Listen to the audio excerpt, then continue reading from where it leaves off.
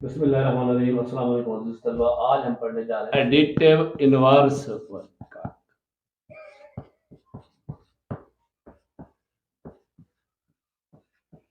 Additive inverse को उर्दू में हम कहते हैं जमई माकूस। अच्छा, एडिटिव इनवर्स जो है किसी भी नंबर्स का होता है, चाहे हमारे पास होल नंबर हो, नेचुरल नंबर हो, नेचुरल नंबर हो, इंटीजर हो, या चाहे रैशनल नंबर्स हो। नेचुरल नंबर को हम n जाहिर करते हैं, होल नंबर को w से और इंटीजर को z से, रैशनल नंबर को q से। जमी माकूस क्या है? जैसे नाम से इसका एडिटिव तो हो गया जमी, एडिशन जमा, और इनवर्स हो गया हमारे पास इनवर्ट करना, यानी उलट करना।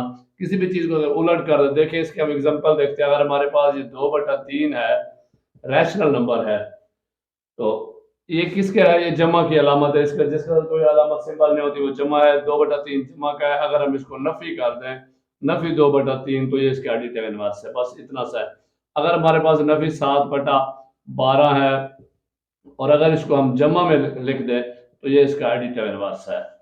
चाहे अब हमारे पास मिक्स्ड फ्रैक्शन हो, मिक्स्ड नंबर आ जाए, यानी जिसको हम मखलूत कसर कहते हैं, अगर वो हो, नफी 3 सही 4/5, इसको हमने क्या करना है? सिर्फ जमा में लिख देना है, 3 सही 4/5।